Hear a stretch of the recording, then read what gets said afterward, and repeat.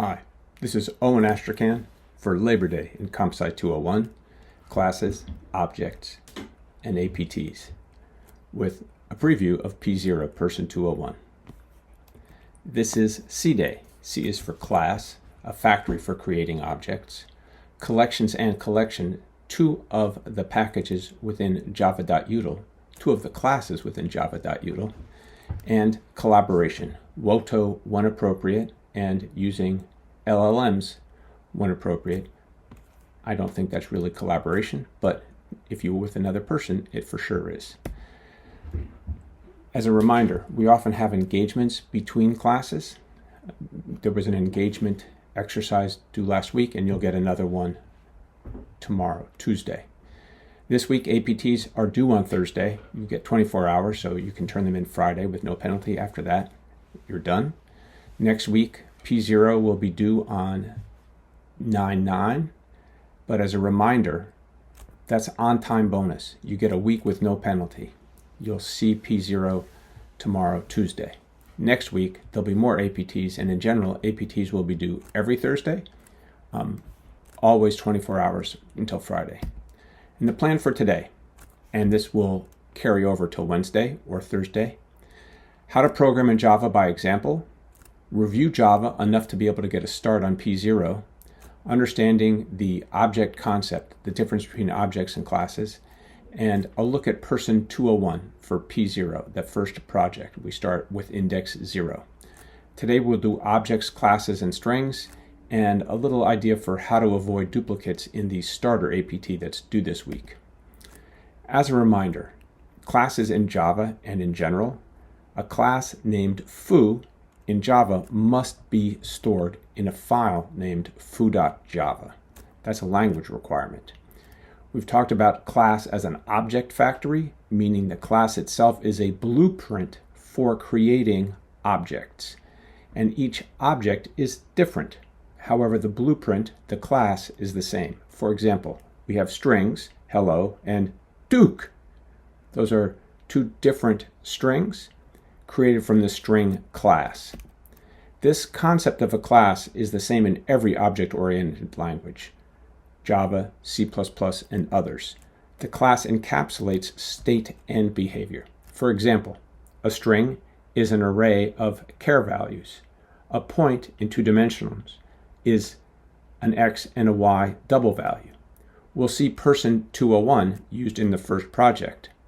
The state is the innards of the object, the individual object, hello and Duke, and behavior is how you interact with it. For example, a string is an array of char values. You can see that once you've created a string computer, there's a method, toCharArray, that returns that underlying state, the array of characters. There's some other string methods. In fact, there are many string methods. The length method, we know it's a method because of the parentheses, returns the number of characters in the string. The char@at method with an index parameter returns the character at a specific index. For computer, the character at index 1 is the O. And the substring method returns the substring starting at the first index and going up to but not including that index 6, which means its length is 6 minus 3. All these string methods can be used to code with strings. A string is immutable. We'll see that the Person 201 class is immutable as well. And what that means is once it's created, it will never change. You can access the state with methods like char@, or starts with, which we'll see soon, but you cannot change a string. You can make a new one. So in the code s gets s plus world, that creates a new object by concatenating the right-hand side, s and world together, making a new string. And then because the variable s occurs on the left, s now references that new string. But the string s was not changed. If s had been hello, now it's hello world, but that hello still exists someplace else.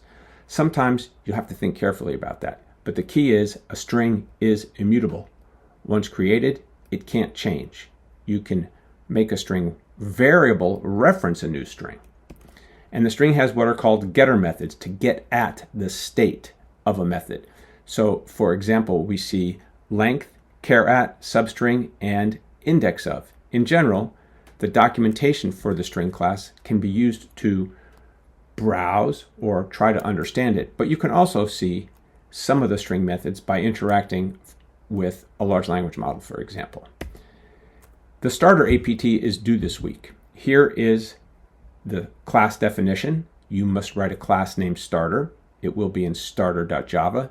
You must write a method, begins, and it returns how many elements of the array parameter words begin with the single character string first. So in writing it, this is one of the examples, and there are duplicates. So for example, zebras occurs 4 times, but it only contributes 1 to the total number of unique or distinct words that begin with the character Z. Zebra, not plural, occurs once. So you can see here that in the example, it returns 2. So there are at least a couple of issues here. How do you tell if a string begins with another string? And how do you avoid duplicates?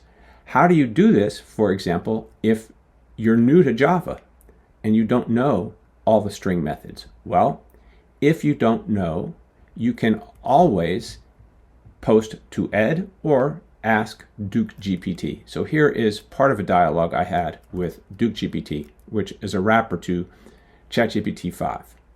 In Java, I have a string S and a 1-character string B, and I'd like to know if S begins with B. Can you offer a few ideas? Descriptions preferred to code. I don't want the code, I just want some ideas. If I need code, I'll ask for help later. Here's a description. Java's string class has a method that checks whether the string starts with a given sequence. If you call that method with B as the parameter, it will directly return whether S begins with B. There's a hint that it's a Boolean method, whether S begins with B, and it doesn't tell me the name of the method. It will if I ask. I can also compare the first character directly. I can look at the first character of S by retrieving the character at index 0. We've seen that before. You'd also take the first and only character from B. You compare these two characters. It's efficient if you only care about a single character. And here we'll see the code that does that. For example, there's computer.startsWithComp. So the method is starts with, and it is a Boolean. It returns true. And I can also use the char at method to index the character at a specific index. So computer.char at 0, that's C, and c.char at 0, that's also C. So I can compare them for equality with equal because I can use that for primitive types. If I try to use starts with a character parameter, we can see this on the slide. It says computer.starts with the character C, single quotes. I get incompatible types. Char cannot be converted to string. The type that's the parameter is char. The type that starts with expect is string. So Java generates an error message. And the error message, when you take care to read it, explains what's going on. So that's how I can look at characters, but how do I avoid duplicates? I don't want to count the same string twice. Well, we've seen an example like this in class, and you'll see that with some APTs and some programming issues, sometimes it makes sense to transform the input. So in this case, the input was an array of strings that had duplicate values.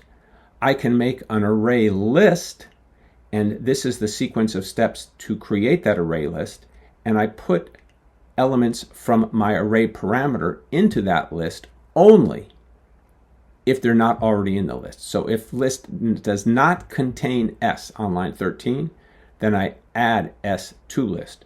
So that transforms the original array parameter into an array list object that does not contain duplicates. And I can also do this with what's called a hash set. And if you're new to Java, you might not know about hash set. If you've coded in Python, you might have seen a set in Python.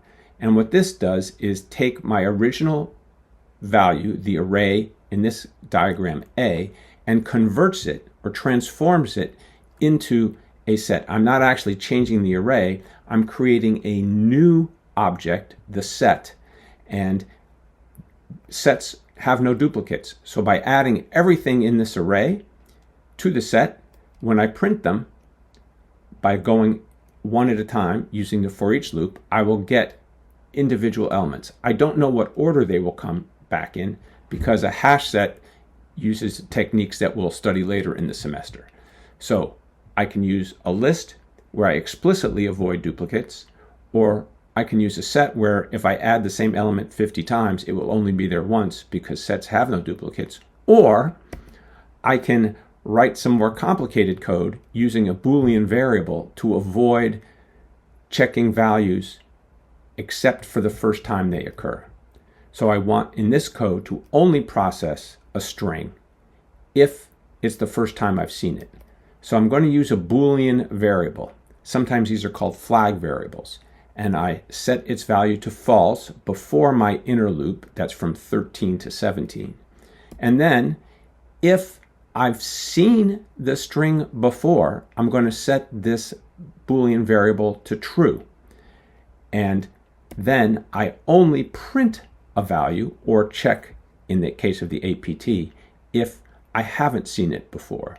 Now this inner loop loops from 0 up to and not including j. I'm checking all the values up to but not including me being a sub j. And I'm checking them, as you can see on line 14, with dot equals. You may need to take a few minutes to go over this code in your head or to think about it, but when you run it, it will print the values only the first time they're seen. So after that, it's time for a WOTO. Since this is by video, I encourage you to pause the video, complete the WOTO, and come back. You'll see that this WOTO is numbered 2, and then the second WOTO is numbered 1, but the QR code will take you to the one that's appropriate for this time. Welcome back. Now I'm going to continue with a new class, the Person 201 class, that's part of Project 0, the first project we're doing in 201. And as we'll see on the next slide, each person in this project will consist of a name, a latitude and longitude, and we're asking you to put, for example, where you graduated from high school, and an eatery, a 9th Street eatery, an eatery within a mile of East Campus. And we'll collect that data, and it doesn't have to be real, but we hope you'll make it real.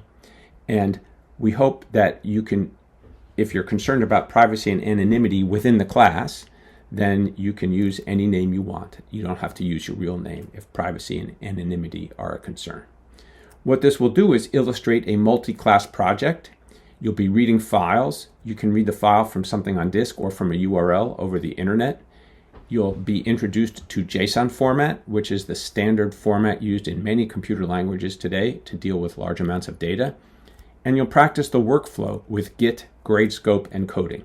And we'll see that in the next class, but here we'll get a preview for what the project's like.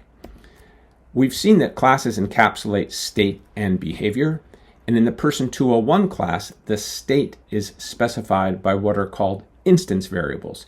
And we can see that they're defined within the class definition.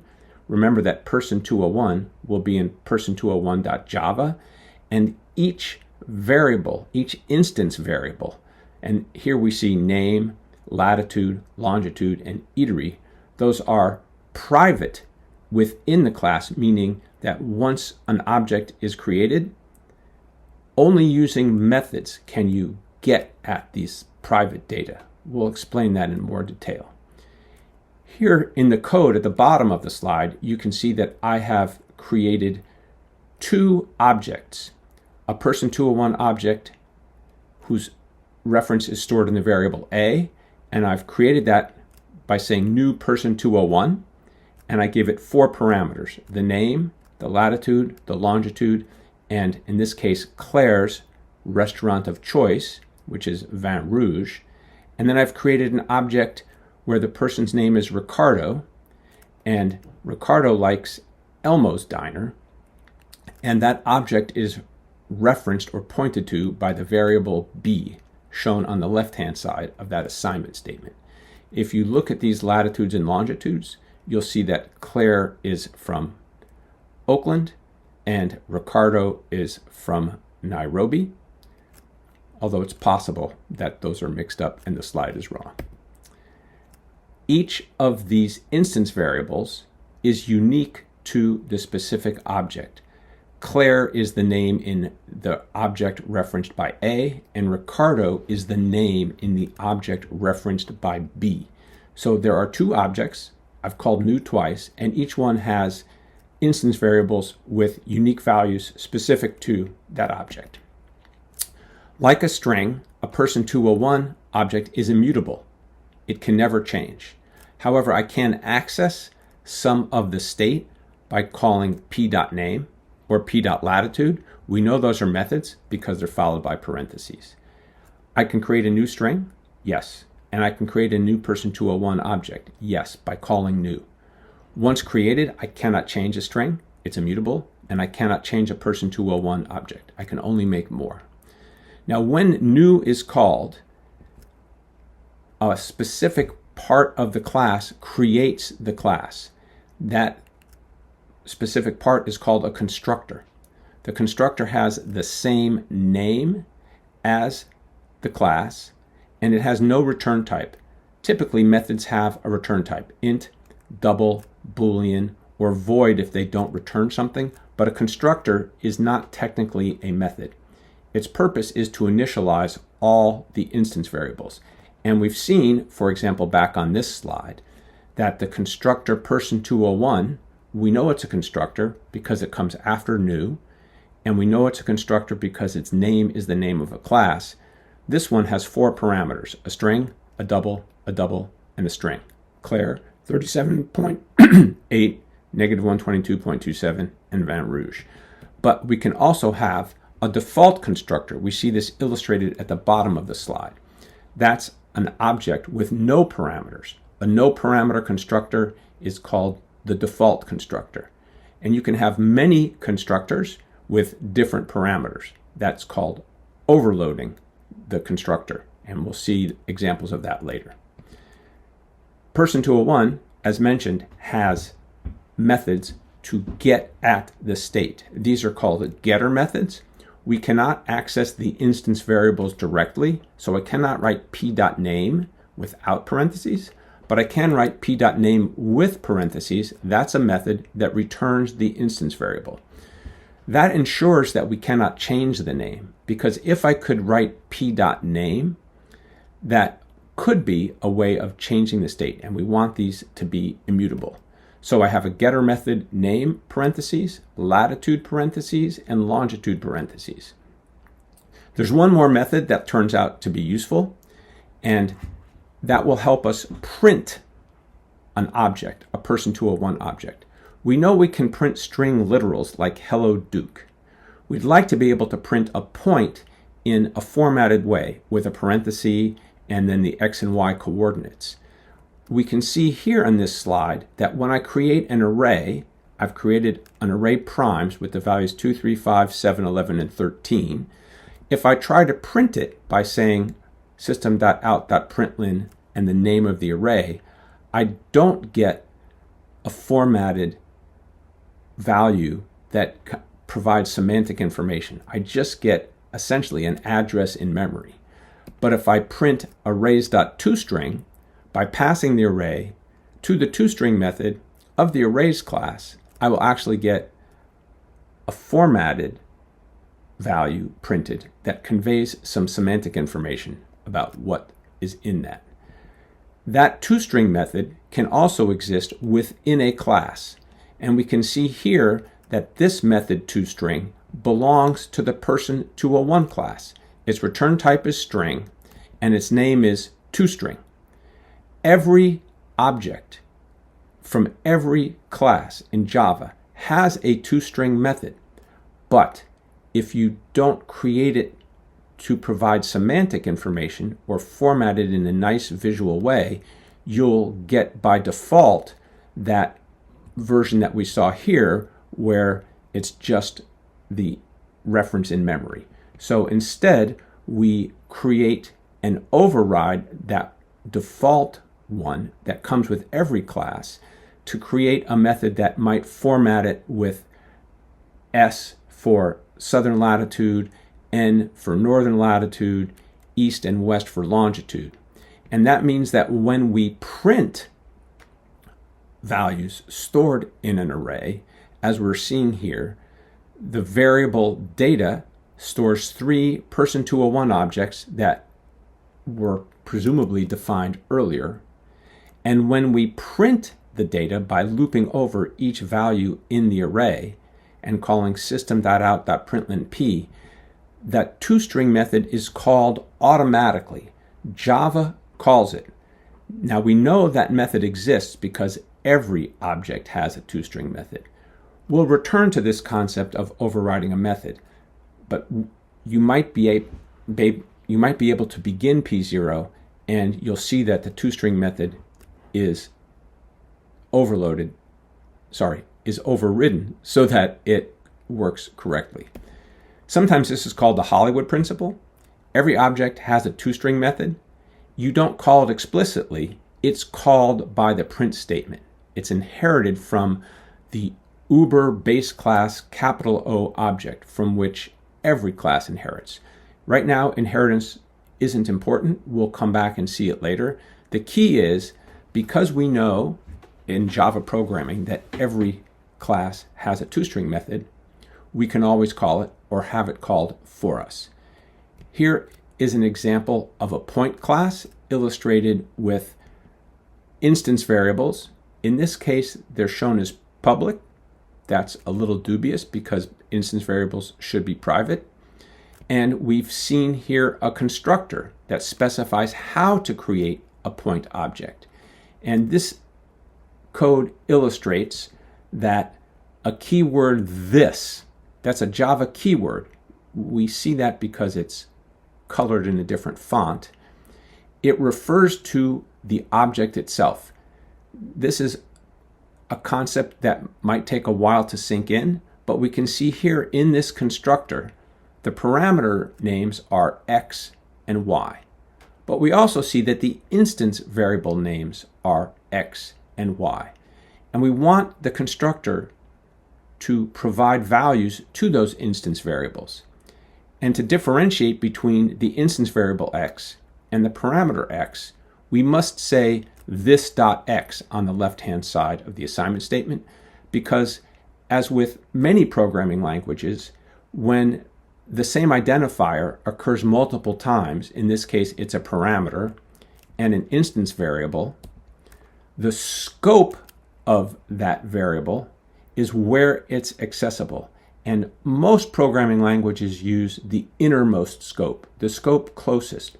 So when we see X by itself on line 6 or Y on line 7, the scope, the closest scope says, oh, those must be the parameters X and Y. But on the left-hand side, on line 6, I say this.x, that differentiates. So it forces Java to use the instance variable because this dot means the X associated with the object being used here. So this.x is the instance variable X. Again, over time, this concept will become clearer. Here is the overridden tostring method from the point2d double class. That's a standard class in Java. And we can see here from the Java source code that this tostring method creates and returns a string. We know that because on line 215, we see the method return type is string. The name is tostring with a capital S.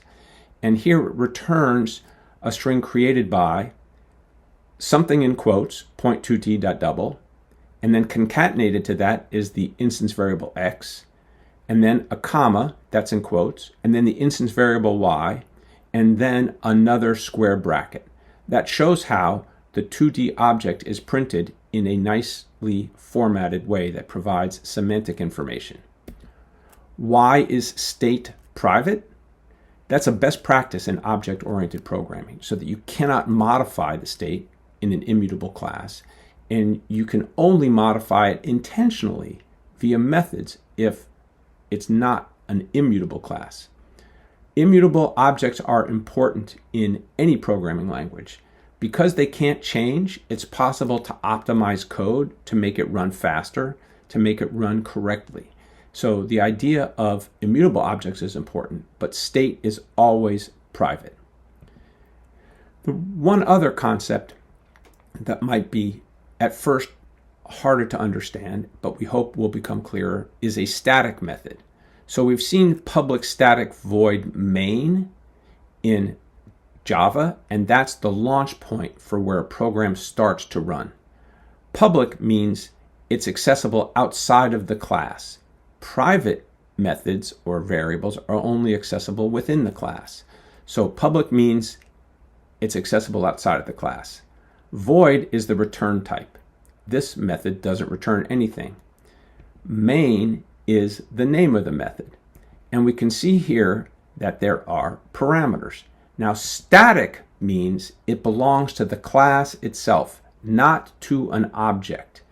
Most methods work on different objects. Hello.length is 5 if hello is a string, but Duke.length is 4 if Duke is a string, because the methods are different. They return different values for different objects. The math class has a square root method. You call math.squareroot25 and it returns the square root of 25. You'll see in Person 201 that there are useful utility methods, for example, to read a file. We can get an idea that these are static methods because the dot references a class on the left. We have an idea that it's a class because it begins with a capital letter. And in Java, the convention is classes begin with capital letters, methods begin with lowercase letters.